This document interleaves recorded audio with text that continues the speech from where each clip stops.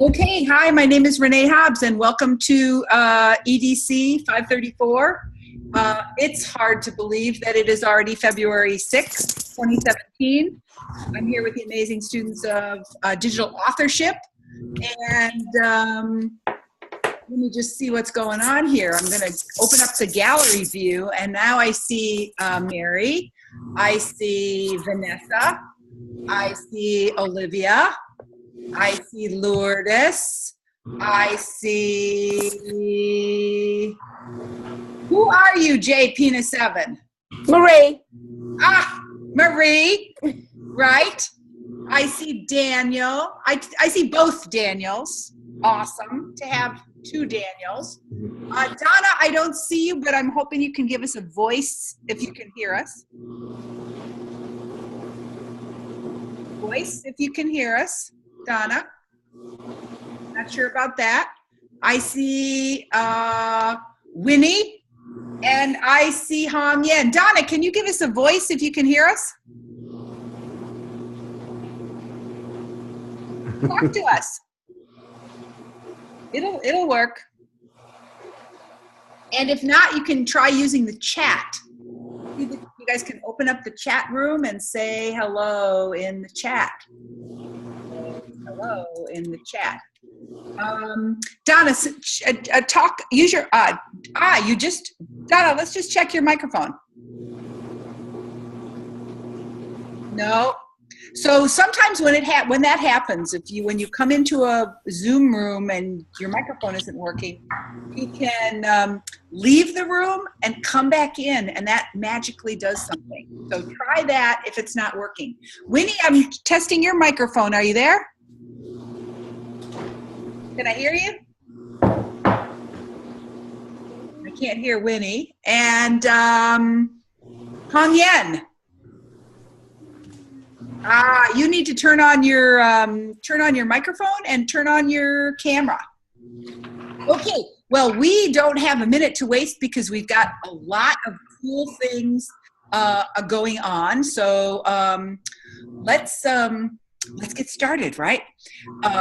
First things first, what was it like writing your Leap 1, your memoir? What were the highlights and lowlights of composing that first Leap 1? Who wants to go first?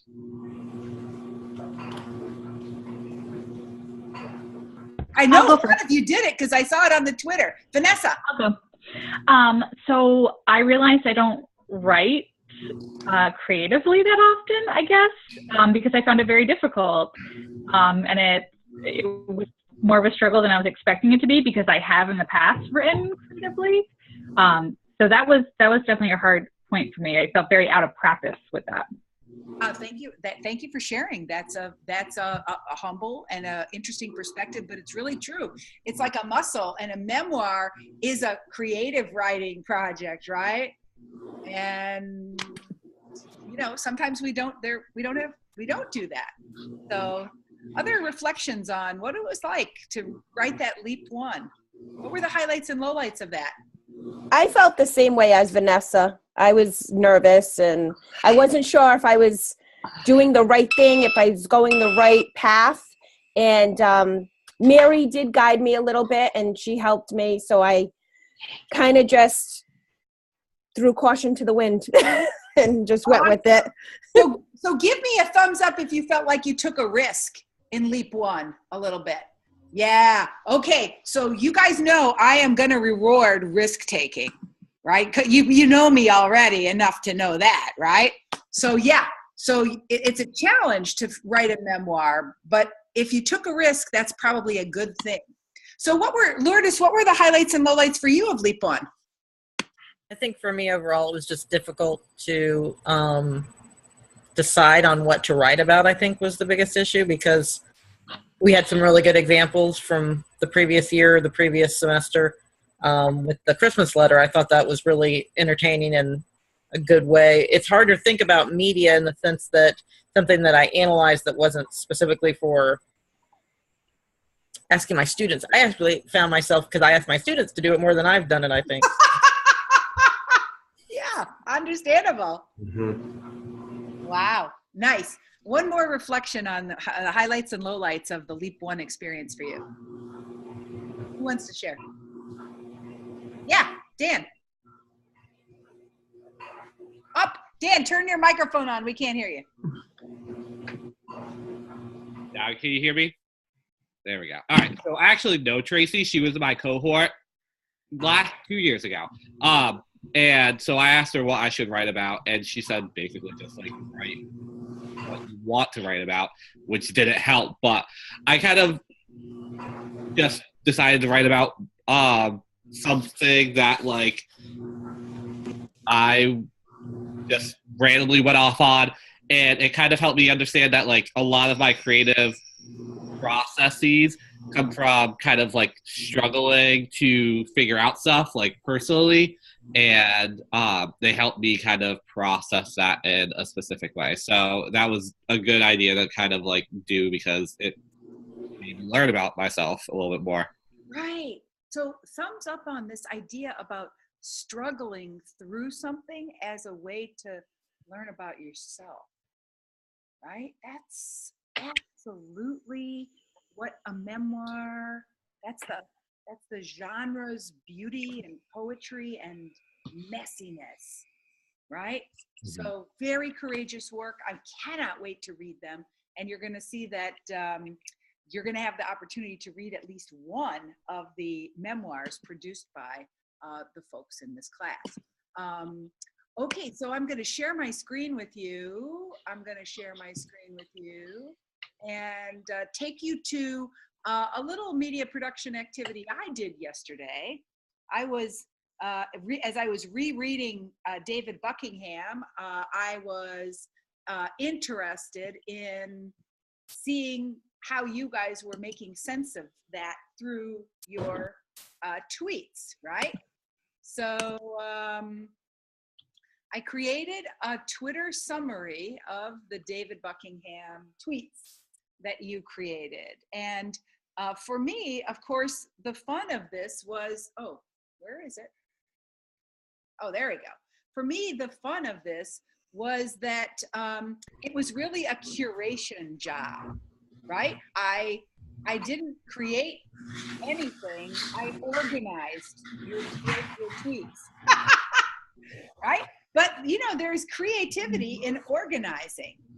So I found 5 themes, and I did this, I think, yesterday. So I didn't include everybody who, I saw a lot of you contributed today, and I'm sorry, I didn't get a chance to slide yours into the Storify. Give me a thumbs up if you've used the tool Storify before. Storify, I'm seeing not too many fingers up. Storify is a social media curation tool that lets you harvest content from the social web and repackage it. And so I simply searched on the keyword I simply searched on the keyword EDC. Uh-oh, I lost it now. What the heck? Oh my God. Too many windows open. Okay, hold on. What a nightmare. I just had it and then I lost it.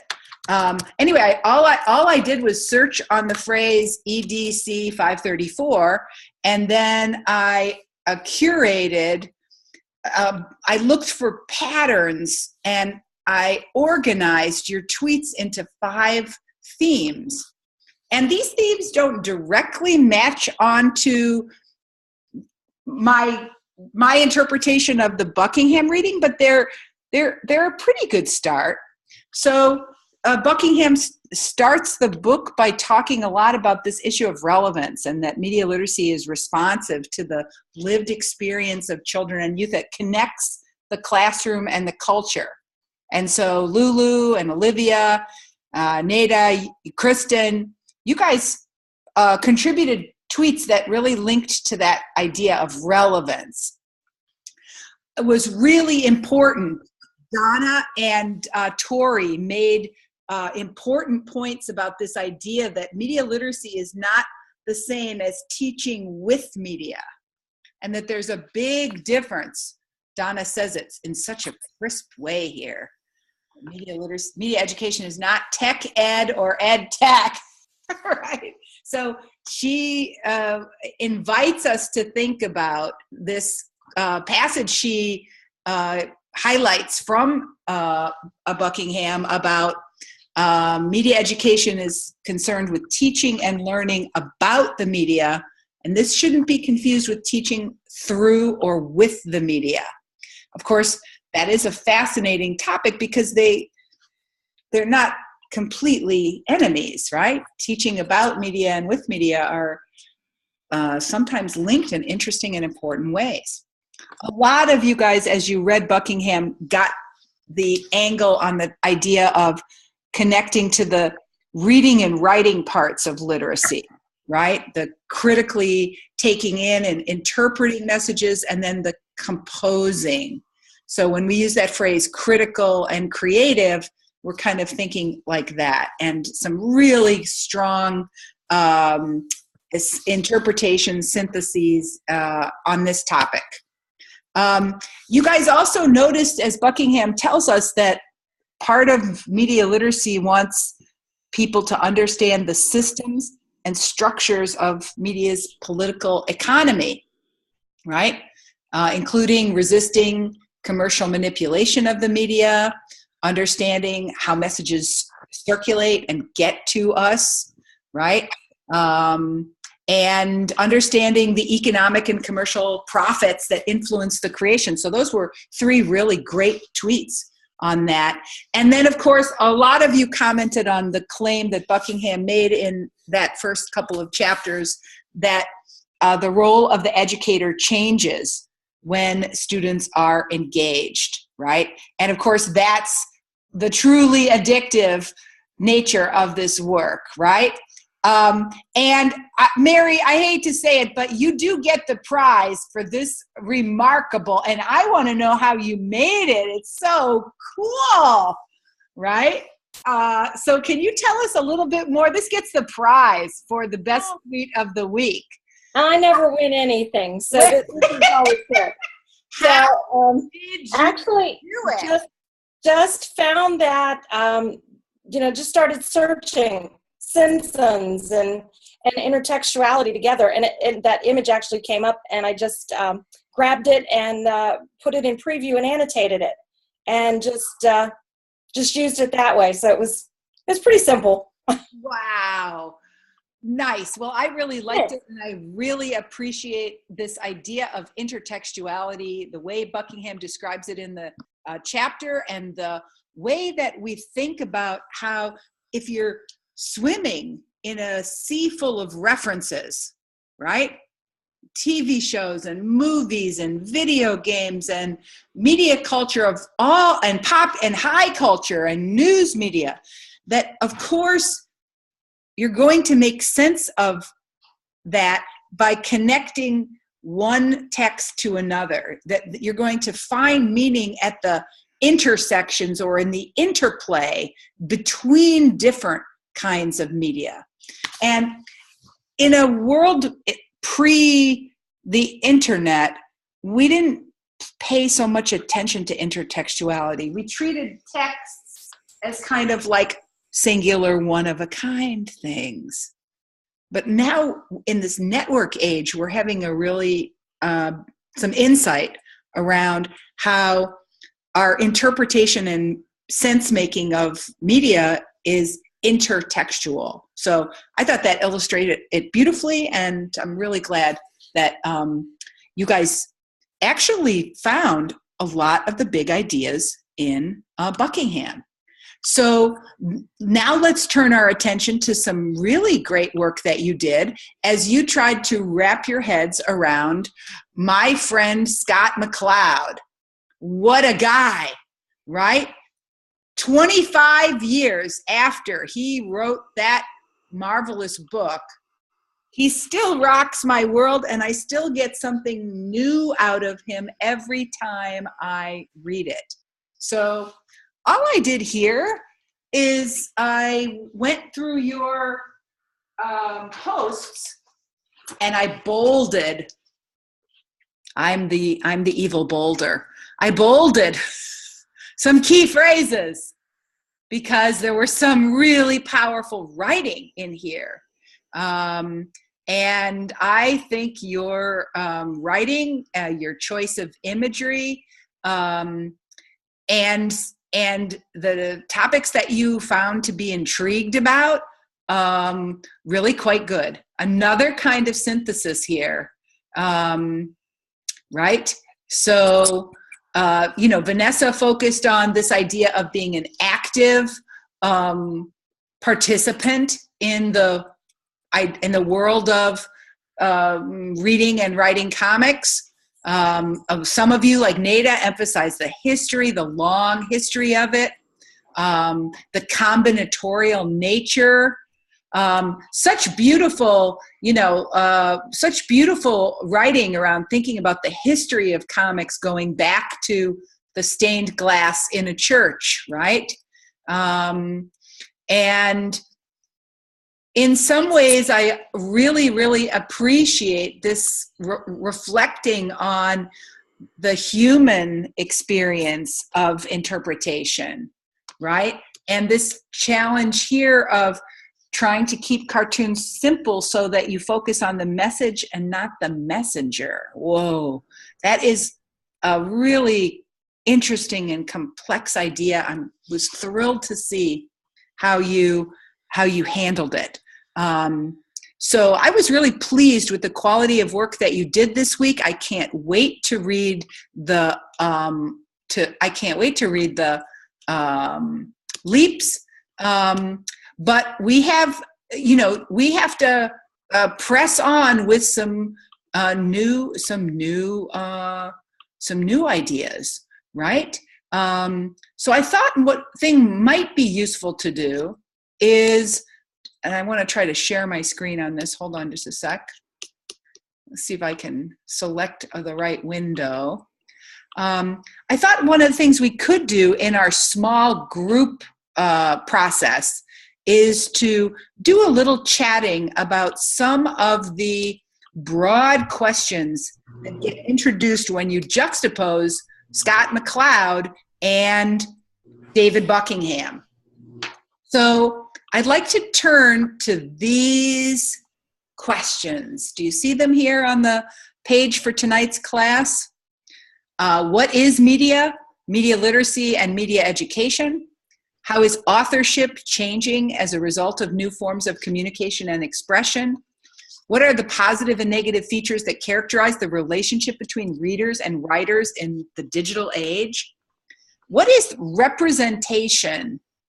And why is this concept so important? What is the nature of the relationship between the critical and the creative? What motivates people to engage in the creative process? And a true or false question. Some people say that schools cannot truly teach critical thinking about media or value student creative expression. Yikes. True or false? So here's what I'm going to do. I'm going to break you into 3 groups. I'm going to ask you to choose any 1 or 2 of those questions. And I'm going to ask you to talk it over. In your conversation, you're going to connect your lived experience. You're going to answer these questions with your lived experience, because of course you have insight from your lived experience to speak to this. And you are going to try to to make a connection between your lived experience and the ideas that you encountered in either Scott Macleod or Buckingham.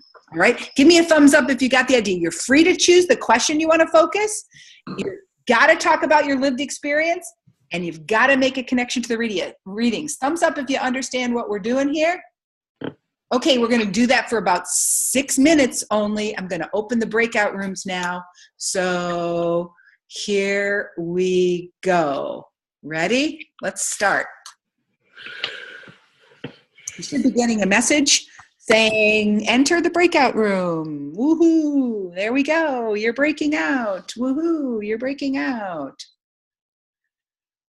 Okay. So that leaves us. Hello. How are ya? I'm good. How are you? Pretty good. So I'm going to just share my screen so I can get back to those questions. Okay. Which one of those questions do you want to talk about first? I like the idea of talking about the representation because that really spoke to me in reading Buckingham's, the chapters we've read in Buckingham. And one thing he said was about how older students might, make the connection of stereotyping in media. And he kind of challenged my preconceived notions because he said, sometimes it's not necessarily a bad thing. And I thought, well, I don't know. I kind of thought it was a bad thing, or underrepresentation in media. And so he, proposed this idea of having students do a representation in some form of media and then seeing how the audience reacts to that. And I think that's a really cool idea as a way to look at that.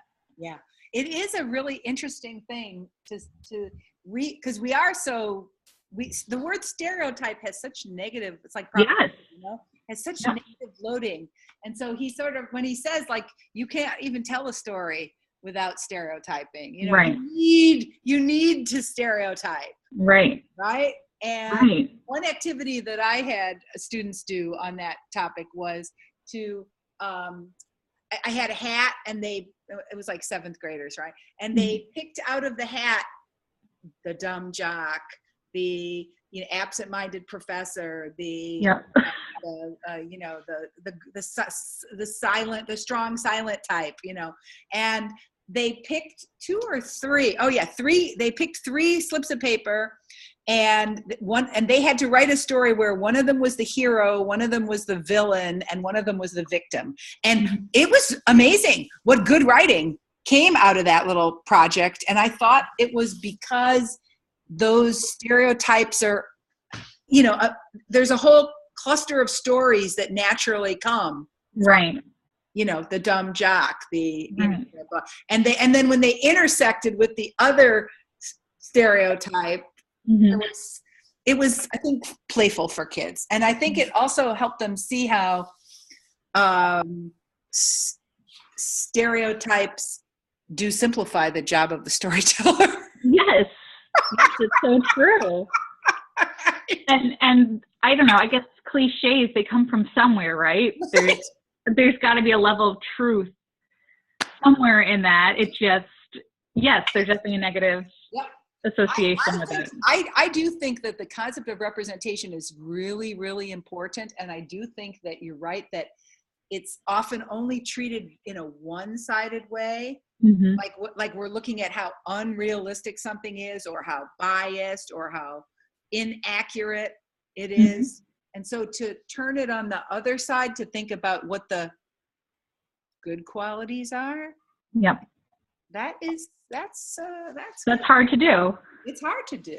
Yeah, it's hard to look at them. Let me ask you about that last one. Some people say that schools cannot truly teach critical thinking about media or value student creative expression. True or false?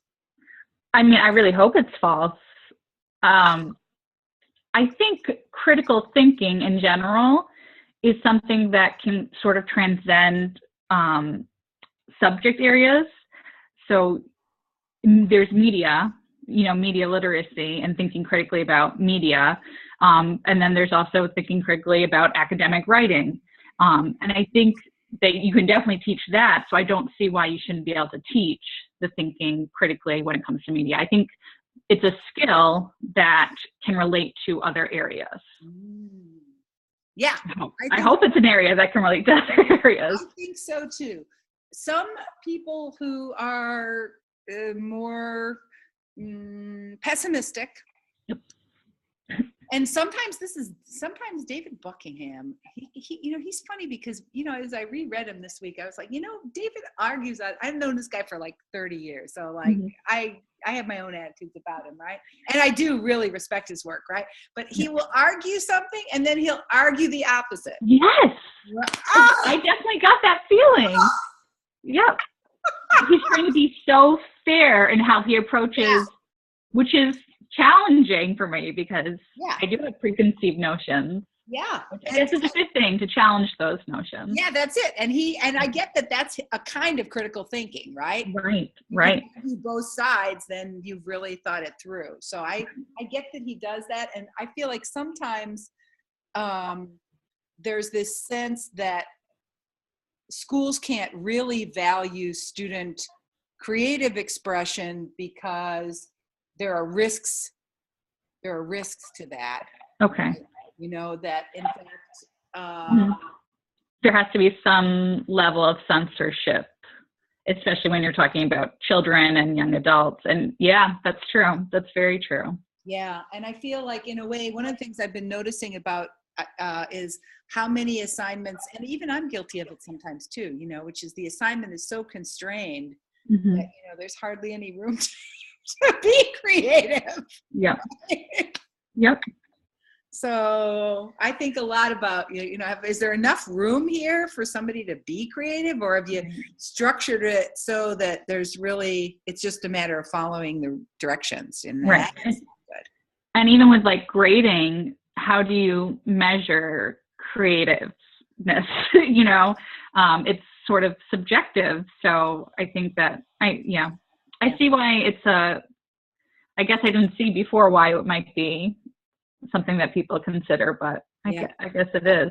You know, one of the things that was stunning to me is I didn't attend an art school, but I took art classes as an undergraduate, and I knew about, I was friends with art students, and I was stunned at the mean, awful, harsh way that the faculty addressed that issue of assessing creativity. Because like you said, how do you assess something that's creative, right? And I have hanging on my wall at my house a amazing painting. The artist told me when she produced it in her first semester of the MFA program at the art school, her instructors criticized the piece, and they said it was too this and it was too that and it was too this. And she said at the end of the hour, she was like a puddle. Yeah. She was so demoralized because they were so harsh about it. And their philosophy was that to be an artist is to experience rejection and misunderstanding. And so that essentially some of the assessment training is really in like toughening people up to withstand this harsh rejection. And I thought, God, that sounds abusive. I mean, that sounds like something really sick. Right. And who would do that? Right. And, but like, that's what they do in art schools. Right. They're weeding out anyone who is, you know, not prepared to handle. Right. The impossible life of being an artist. Right. Yeah. So in a way, I kind of wondered, okay, so maybe, you know, that's why art schools are these little enclaves of, you know, RISD weirdness, you know, right. So separate from the rest of the world. Right. Oh my God. All right. Well, we answered at least 2 of the good questions. And so now I'm going to close the rooms and bring everybody back. Let's see what happens here. We'll see what people chose to talk about.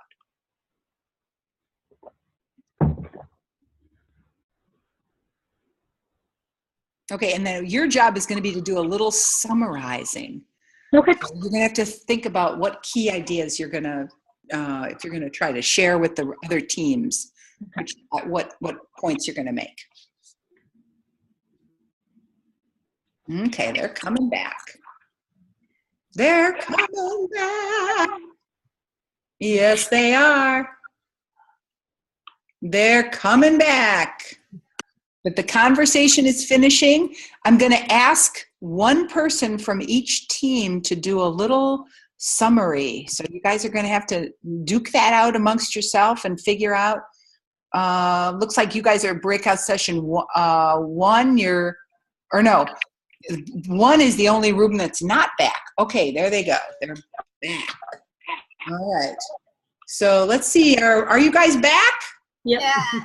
Oh, yeah. Good show. So what we're going to do is we're going to go around the room, and I'm going to ask one person from each breakout group to do a little synthesis of the one or two interesting ideas that emerged from exploring those questions. Who wants to go first?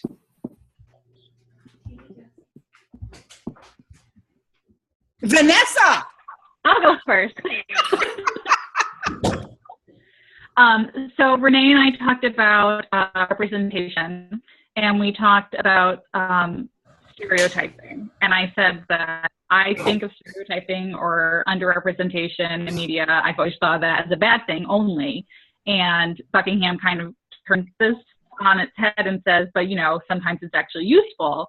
And she shared a project that she had done with a class, and the students had to take stereotypes and write a story with someone being a villain, and it actually created really great stories, and it's sort of useful to have stereotypes, even though we think of it as being a very negative thing. So that's sort of something challenging that I think we might have to embrace.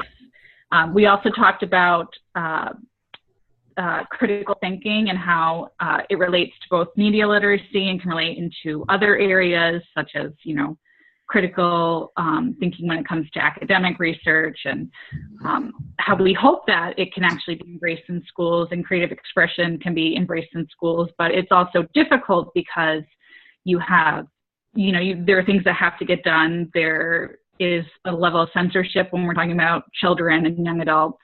And also just, you know, creativity is sort of subjective and you need to grade things. So that's a challenge as well. I think that captured our really nicely. Bravo. All right, so let's hear from the other breakout rooms. Who wants to give a little summary of some key insights that emerged from your conversation?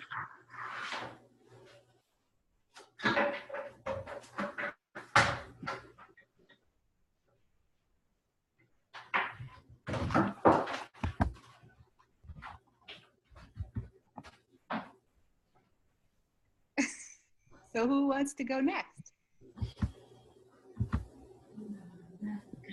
Okay, so in breakout room 1, we covered a lot of the questions. Like the one I can most remember off the top of my head was the last one we were talking about, being the, oh my goodness, the positive and negative relationships between readers and writers.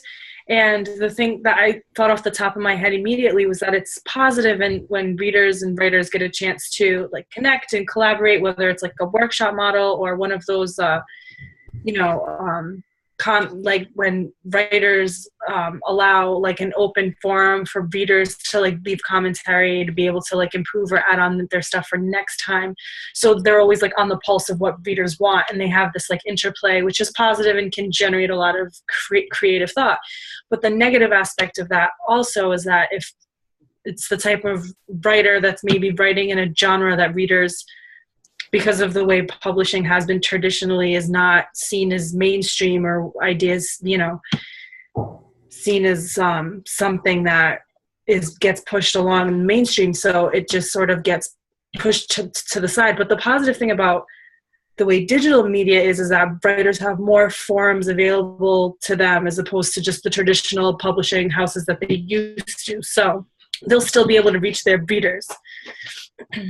It's a really a phenomenal thing about how there are so many different discourse communities, and no matter what your niche or special interest is, writers should be able to find readers, right? Mm-hmm. That's such a key point, and that's so different than the bottleneck publishing model, you know, that has happened for so long in traditional print media. Good show. Thank you for that fine summary. Who wants to go next? Hung in. You have to turn your microphone on. Can you hear me? Okay, we talked 2 questions. The first question is, what is media? What is media literacy? And the second question is, what is the relationship between readers and writers in a digital age? And then we conclude that the media literacy should involve creating and create something so that the students can develop their critical thinking ability. It's not just with media. It's like this. And the second one is relationship. In the digital age, there are some downside of the writing because the students are using the computer all the time, and then sometimes there are some errors in their grammatical or spelling mistakes. So this is something we think and not good for their students. Right. And also, the types of writing is different from the traditional one. But there are some good points too. And then the students can share their writing online easily by Facebook and by the Twitter or by their blog. And then by this way, they can also get some feedback from their friends, and then they will create something better. Yeah, it's a great point about having a real audience, right? And having an authentic audience, a real audience. Even very young children can have a real audience, and then that feels pretty powerful. Thank you for sharing. Let me hear from the next group. What were some key ideas that came out in your discussion? I can go next. Thanks. So we talked about the second question about how authorship has changed as new forms of communication. And we talked a little bit about the LEAP project we just did, because we had talked about how it's like a public domain. So we kind of had to be careful about what we said and how we wanted to perceive ourselves. And it definitely makes you take a different perspective when you're writing and you know that this is kind of an open area that, you know, anyone's reading and you want to express yourself. And then you want to have, you know, see how people are perceiving. And we talked about, and then in my sense, I'm a school teacher. So for me, I think that there's really great ways that the students can use some of these things, but I have to also be careful about, you know, the public domains. So students in the school system, you know, you have to get permission for students to do things. And I think that's another area that, you know, it's really great resources in the classroom, but it also has to watch with that area so that, you know, parents are aware that this is public. You know, if students are posting something, it's going to be able to be seen by anybody. But it could be really a great tool for collaboration, and there's definitely that positive and negative side to both. Wow, great point, because in a way the public nature of the digital world is both a plus and has a downside. It shifts this idea of the nature of being a learner from being a protected thing where you're safe to a more vulnerable place, right? Where you actually are, where there are stakes, right? Good. Have we heard from all four groups now, or is there one more group for us to hear from? 1, 2, 3, 4. There were 4 groups. There were 4 people, so we're good. Okay. So in some ways, I feel like your experience with David Buckingham and Scott Macleod kind of lays out a little bit of 2 people who are both interested in this interplay between the creative and the critical. What I'd like to do in, oh boy, 8:39, I hope I can, yeah, I think we can do this.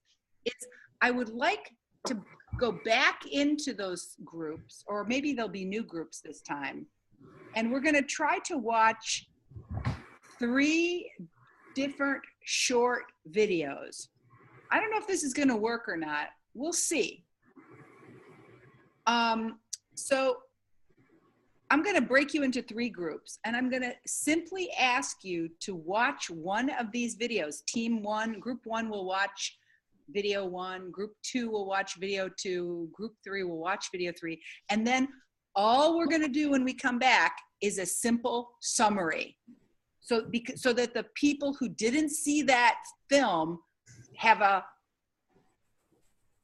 crisp Twitter-like summary.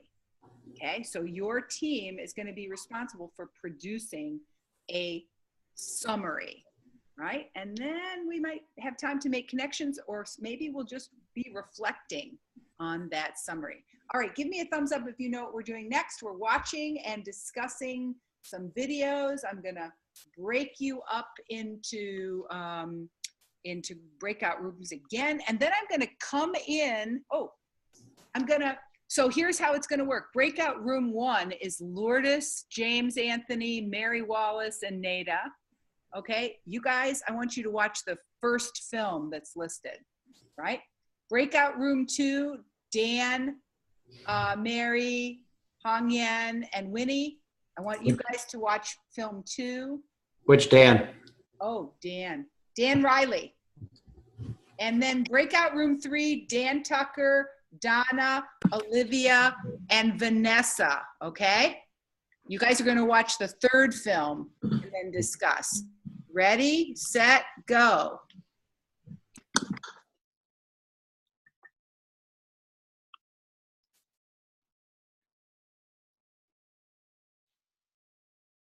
Okay, so again, don't ask me why, Vanessa. Oh no.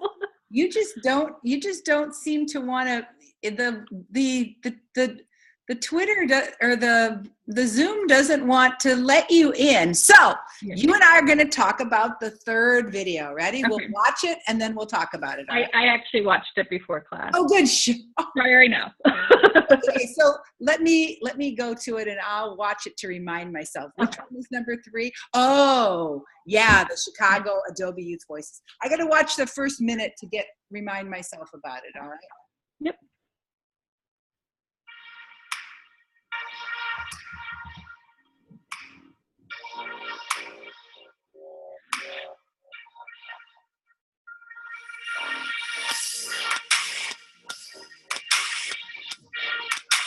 Adobe Youth Voices supports the development of your ideas. It gives you incredible opportunities to create your ideas and to expand on those ideas. It's just an overall really interesting experience. You get to learn so much more about like technology, but you also get to learn about expressing your own voice and making your own ideas into something.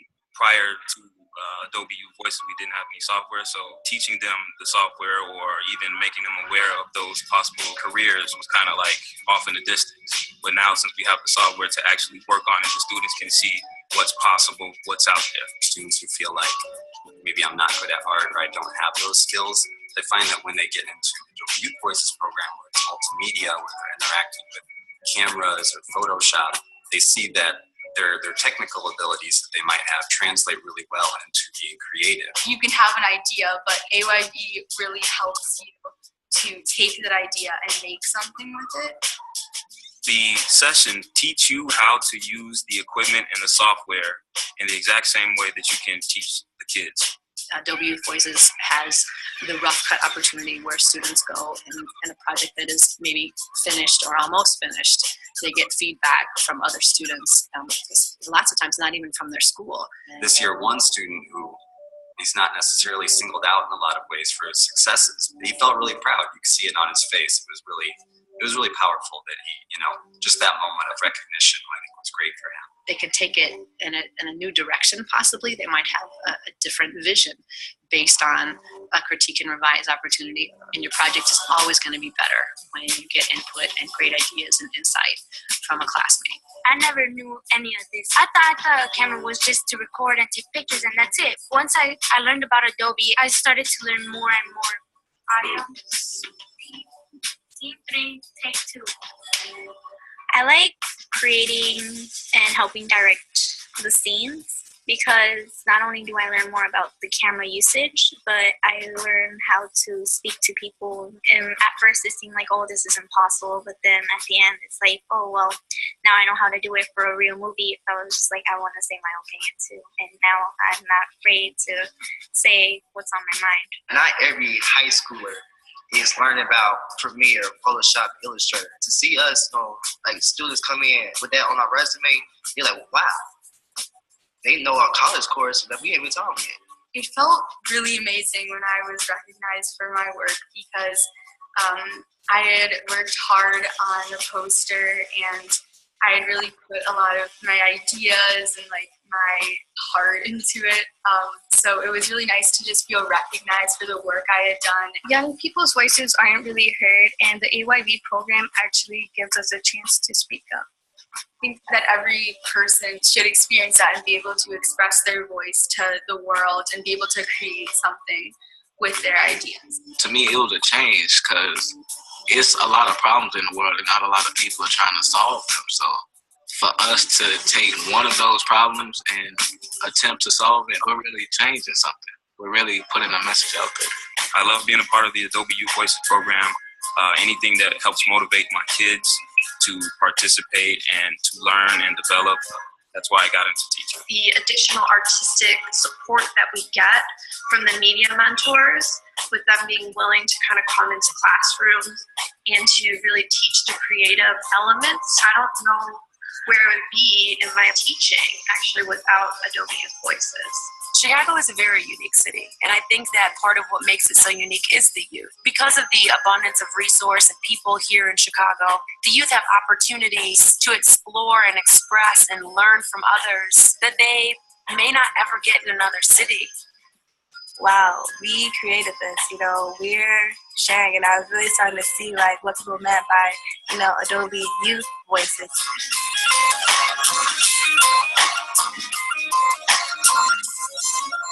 Okay, so we gotta figure out how to summarize this thing.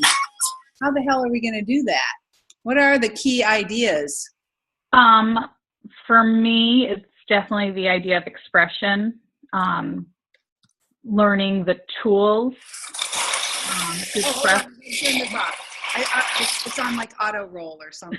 I'm typing as you're talking to capture in the chat. You said learning the tools. Learning the tools is definitely part of it. Yeah.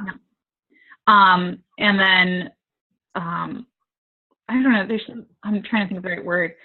Empowering. I feel like it's empowering to have the ability to take an idea or a picture in your head and make it happen. So I in my undergrad, I did multimedia and video production, and I'm not artistic at all. And so when I first learned about Photoshop and how to use Photoshop, I was like, oh, I can do that and then take these pictures that are in my head and make them happen. And so when they were talking about that in the video, I was like, I relate to that on so many levels. The artistic ability, or the creativity, but maybe not the artistic ability, and how I feel like digital tools are really a sort of equalizer. If you have access to them, and you can learn them, that they sort of equalize everything. Yeah. Okay, good. I think that was really illustrated a lot non-verbally, as we saw different kinds of kids, different ages, different races, different kinds of classrooms. We definitely got that sense that it was a leveling the playing field. And then there was I felt something about this kind of confidence or this sense of identity. Yes. Being more confident as a creator, some kind of shift in their identity and their confidence. Mm-hmm. So that was definitely something that was claimed. Did you get a sense of what the role of the teacher would be like in this program from the video? Did you get a sense of like what the teacher would be like, or what their role is? I know they mentioned having, specialists come in. So I feel like they're not necessarily teaching the tools themselves. Right. So the teacher doesn't have to be the expert. Right. Because there's like I think they called it a media mentor. Yes. Yeah. So there's a specialist who comes in. Right. Right. Anything else maybe about the teacher, the teacher's role in these programs? We didn't really see teachers, did we? No, and they even said that, they give the assignment or the project and then people take it and do whatever they want with it anyways. They can, so it's not, I don't even know, it feels very self-directed in a lot of ways. Right. Which is great. Right. Okay, so there in the chat, we now have a very nice summary, which also has a little inquiry around, is it really a self-directed program? Right. I'm not actually sure. We're not Maybe sure. They have a prompt and then they take it and do what they will with it. Right. Okay, so we are dying. We here in Team 3 are dying to hear about what you watched, Team 1 and Team 2. So we'll just give it a couple more seconds till we get everybody out of the breakout room. They're clearly still in conversation. Okay, I think, are we all back? We're almost all back. So I think Team 1 is back, but Mary had her video got stuck, so I think she's trying to figure that out. Aha, so maybe it froze and now she has to restart. Yeah, that happens sometimes. Okay, so let's see. Can we hear from breakout room 1 about summarizing your video? Yeah, sure. Basically, it was PBS Kids' little commercial cartoon explaining the hows and whys of online advertising, the fact that it costs money, and it was just breaking it down for kids. Talked about how at first, making the ad and sending it out to a general population online and how that annoys people, so we have to pick a specific target audience, and yeah. That's pretty So it's really introducing the idea of online advertising and some key concepts like target audience. Mm-hmm. And who's going to watch this? Children. Ages? I mean, under 10 probably. Yeah. Got it. So a little bit about online advertising for under 10-year-olds. Breakout room 2, can you tell us a little bit? Can you summarize the video that you guys watched? Yeah, so it was this creative director, and he was basically kind of questioning how much media we actually intake throughout the day and how much of that intake can we actually trust. That was it. Okay, so the question was, how much media do you take in? Yeah. And how much media do you trust? Good. And Team 3, can you summarize the video that you guys Sure. Is my sound on? Great. So we saw Adobe Youth Voices, and we agreed that the best way to describe it was, and I have 6 points here, I'll go through them very quickly. One of them was that this was authentic learning in a project-based way, and that we're using cameras and other pieces of technology. We couldn't tell exactly if it was a co-curricular program or if it was something that was happening during the day to kind of integrate with the actual curriculum. What happened with the work that the students would produce, though, it seemed to either be showcased either on a national level or an international level, because students were awarded when they had become profoundly adept at doing whatever they needed to do. They seemed to have competencies in directing, production, hosting, and all these other things that they could do in finding their voice and conveying their own ideas. And again, being related to solving some real-world problem. Every single one of them students seemed to be thought of themselves as a somebody after they had done the activity. And strangely enough, the teachers seemed happy and supported also.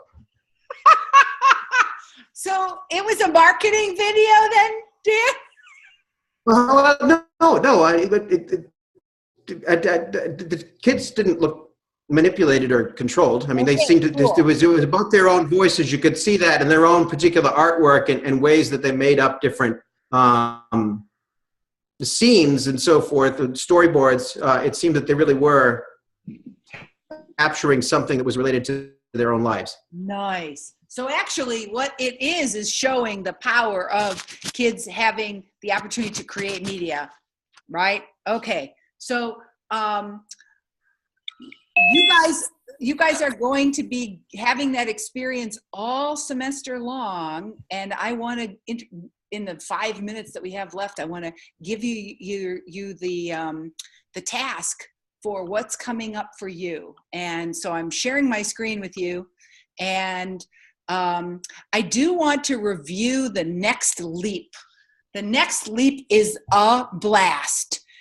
You are going to explain a key idea. You're going to select an interesting subset of ideas from the course readings, and then using still or moving images with some language, you're going to explain these ideas in a video no more than 2 minutes in length. Now, you may choose to inform, persuade, and or entertain. You can use any format, genre, or style appropriate for your intended target audience of college-educated adults with an interest in digital literacy. You can learn more about the steps in the process of creating a simple video and some simple tools to use. You're going to upload to YouTube or Vimeo and post your video on the blog and tweet about it using the hashtag EDC534. So basically what you're going to do is take a set of ideas from the course so far and translate it. Last week you guys saw Ed Crane's little video about the Asian guru and the student and the creation of an idea, right? So that was an example. All I'm expecting are 3 things, and this is worth only 100 points, so 10% of your course grade. I need to see that you've selected a set of ideas from the course readings and explain these ideas in a way that demonstrates that you understand them.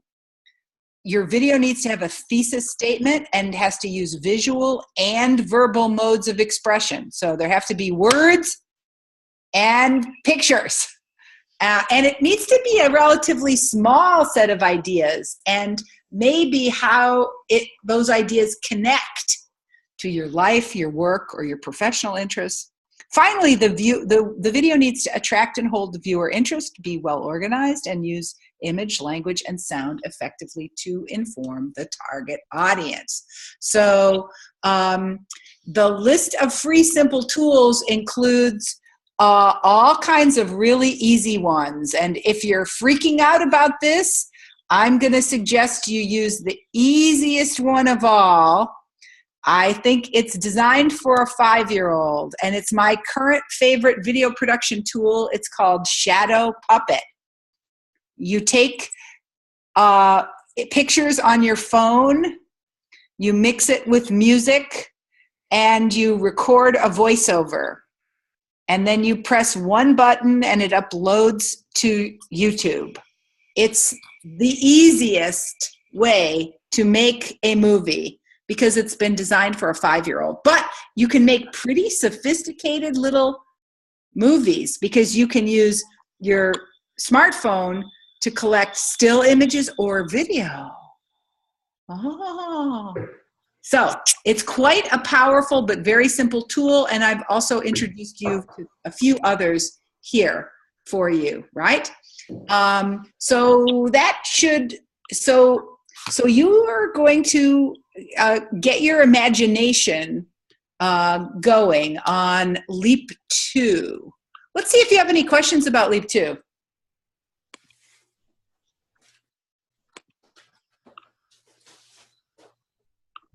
Okay, so then let's talk a little bit about what I'd like you to do for next week. We're getting our creative juices flowing with February 13th. The topic is creative production in and out of school. What does digital authorship look like in different contexts? What key elements are present across contexts? So I do want you to read and comment on at least one of the Leap 1 assignments that was produced by a peer.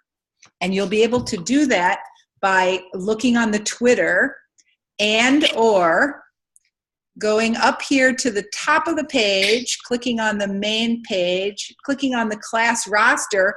Now almost everybody's blog pages are hyperlinked, and you should be able to find their Leap 1 project. So read at least one of your peers' memoirs, right? That's what I'd like you to do for next week. How do you comment? Oh, yes. How do you comment? So that will vary depending on what kind of tool. So if you can comment on their blog, go right ahead. If not, use your Twitter to comment. Oh, okay. Okay. Use your Twitter Perfect. to comment, right? Okay, so now we're going to do a comparison contrast with 3 different authors who have different perspectives on the topic of digital and media literacy. We're going to keep reading David Buckingham, really getting into him now with these 1, 2, 3, 4, I think it's 4 or 5 chapters, 4 chapters. We're going to read Henry Jenkins' classic white paper, Confronting the Challenges of Participatory Culture, Media Education in the 21st Century. And we're going to read Adobe Youth Voices 2012 Adobe Youth Voices Program Guide. So as you look at these 3 pieces, the work that I'd like you to do is to create a diagram of key ideas by looking at the work of these authors. And although they have different audiences, ideas, and approaches, they are in conversation with each other. As you read, see if you can find 3 to 5 useful, important, troublesome, or intriguing ideas where there's an overlap, a connection, or a divergence. Then create a diagram or chart to capture your discoveries. Use a combination of precise summary and direct quotation in creating your diagram, and include at least 1 image. Now you can use any digital tool, and there's a whole long list of them, to create your work. And when you create your diagram, you'll just throw it up here, right where it says student name and project title. You'll put your name and your project title. Oops. You'll put your name and your project title and a hyperlink, a URL to your work, right? So this is creating a static diagram, really trying to compare and contrast these 3 different authors who are thinking about student creative work as a pedagogy. All right, so that's the main creative work you're going to be doing this week.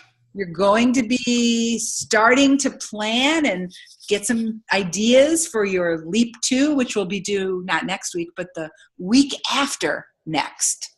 All right, so plenty of work, but plenty of fun. And that's the way I roll. Plenty of work, but plenty of fun. What questions do you have before I let you go? Okay, so I'm going to ask you to take your temperature right now. It's 9 o'clock at night, so you are all exhausted, right? But give me a number on a scale of 5 to 1 around, like, ready to manage through the work of EDC 534 for this next 7 days? Really ready? Not ready at all? Or somewhere in the middle? Ready, not ready, or somewhere in the middle? All right, that's good. Nobody should be drowning right now because we still are having fun, right? And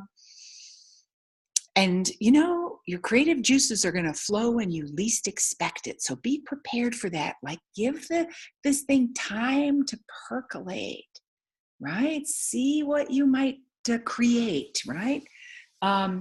So we'll wave goodbye this week, and we'll see you next Monday at 7 p.m. our usual time, right? If you guys have any questions, what's the best way to reach me? Twitter. Yes! Wave, and good job, buddy. All right. Wave goodbye now. We'll see you next week.